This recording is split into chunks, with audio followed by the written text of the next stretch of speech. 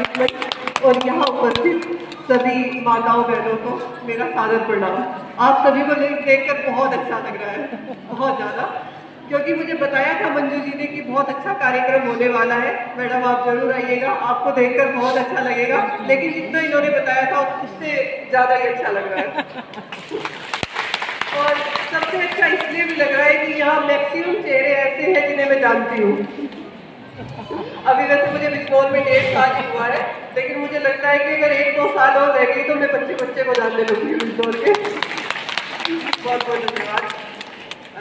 अभी जो हमारी मुख्य वक्ता जी ने जो कहा, अभी अपना स्पीच दिया, वास्तव में बहुत ही ज़्यादा बौद्धिक और विचारों से परिपूर्ण था। उनके बारे में आपकी मैं जितनी भी तारीफ करूँ उतनी कम है। बहुत बहुत धन्यवाद आपको, दिल से आभार। मैं आप लोगों का ज़्यादा समय नहीं लूँगी, क्योंकि उनके स्पीच के बाद अब कुछ कहने लायक नहीं बचा है। लेकिन आप लोगों ने देखा होगा कि उन्होंने अपनी जो वैचारिक अभिव्यक्ति में जो भी बातें उन्होंने कही, उन्होंने बताया आप लोगों को कि वास्तव में भारतवर्ष की परिकल्पना क्या है। आपने थोड़ी देर पहले जो आज़ादी के बारे में एक नाटिका देखी थी, उस नाटिका का परिप्रेक्ष्य क्या है।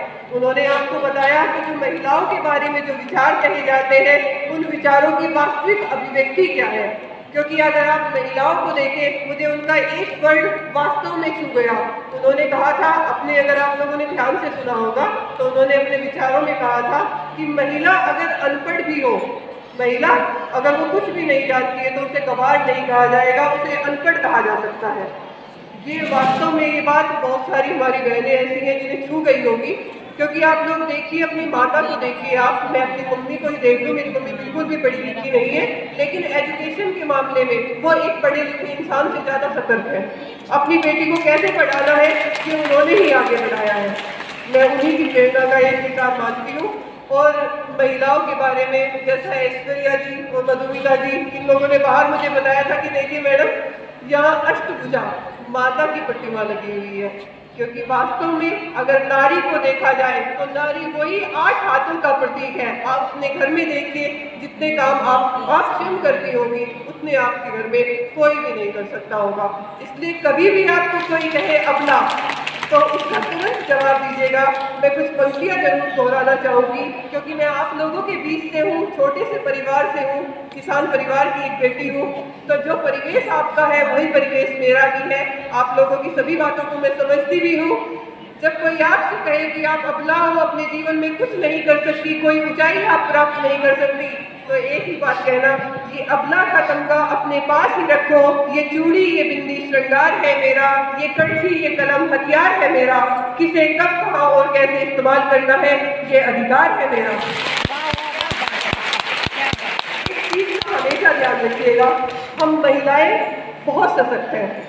आप लोग देखेंगे कि हम घरों में जितना काम करते हैं, ऑफिस में इतना काम करते हैं, बहुत सारी इनमें ऐसी हैं जो कामकाजी महिलाएं हैं हम लोगों के बीच में। वो घर भी संभालती हैं और अपना ऑफिस भी संभालती है, उसके बाद अपनी सामाजिक सभी जिम्मेदारियों को भली भांति निभाती है। क्योंकि हम बहुत ज़्यादा सशक्त हैं, लेकिन हम अपनी शक्ति को नहीं पहचानते। हमें अपनी शक्ति को पहचानना होगा, एकजुट होना होगा।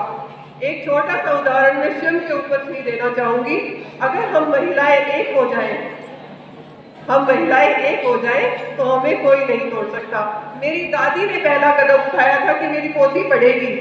मेरी मम्मी ने पहला कदम उठाया था कि मेरी बेटी अधिकारी बनेगी, और मेरी भाभी ने उसे साथ निभाया। और आज तीनों का परिणाम क्या है, मैं आप लोगों के सामने खड़ी हूँ। यही परिणाम, यही सोच, एक विचार हमें केवल और केवल अपने घर में, अपने परिवार में, अपनी बच्चियों के बीच में वो पैदा करना है, अपनी बच्चियों को पढ़ाना है। एजुकेशन सबसे ज़्यादा जरूरी है, क्योंकि एक शिक्षित महिला एक नहीं, 2-2 परिवार, एक पूरे समाज को संभाल सकती है। यहाँ पर बहुत सारी महिलाएं हैं। मैं चूंकि आबादी से पर्सनली जुड़ी हूँ, मेरी बेस्ट फ्रेंड भी है, इसमें इनका नाम लेना चाहूँगी। इनका एक कार्यक्रम हुआ था आबादी का पिछले साल जनवरी में चांदपुर में, क्योंकि मैं इससे पहले चांदपुर उप जिलाधिकारी के पद पर तैनात थी। तो उस कार्यक्रम में लगभग 1500 महिलाओं को आमंत्रित किया गया था, और महिला सशक्तिकरण का बहुत शानदार कार्यक्रम के माध्यम से आयोजित कराया गया था। उस दिन मुझे लगा कि अगर हम लोग चाह लें तो हम लोग क्या नहीं कर सकते वास्तव में। और यहाँ पर बहुत सारी बहनें हैं। अब मैं एक एक करके नाम लूंगी तो सबको लगेगा कि यही इनकी प्रिय है, ऐसा नहीं है। जैसे संजू जी बैठी हैं आपके पास, कई बार हमें पता नहीं चलता, लेकिन संजू जी अपने गांव की प्रधान रही। माननीय मुख्यमंत्री जी ने इन्हें संबोधन करने के लिए बुलाया। माननीय मुख्यमंत्री जी से वार्तालाप करने वाली, संबोधन करने वाली, मुझे लग रहा है हमारे बीच में अकेली एकमात्र प्रधान बैठी होंगी, महिला प्रधान रानी लक्ष्मीबाई जी का पुरस्कार रानी लक्ष्मीबाई पुरस्कार से इन्हें सम्मानित किया गया। वास्तव में जब इन लोगों से मिलना होता है तो ये लोग वास्तव में प्रतीक है महिला सशक्तिकरण के, नारी सशक्तिकरण के। तो जो कहा जाता है ना, हम लोग एग्जाम्पल देते हैं कि लोग कहीं बाहर से आते होंगे, कहीं बाहर से नहीं आते, हमारे ही बीच से उठते हैं। आप लोगों ने देखा होगा श्रुति शर्मा यूपीएससी टॉपर बिजनौर से है, कहीं बाहर से नहीं है। कहाँ से आई? हमारे बीच से आई। लेकिन हमें वो इच्छा शक्ति, वो प्रेरणा अपने बीच से पैदा करनी होगी। अब मैं कुछ पंक्तियों के साथ, दुष्यंत कुमार जी की पंक्तियां हैं। आप लोगों ने सुना होगा दुष्यंत कुमार जी का संबंध नजीबाबाद से रहा है।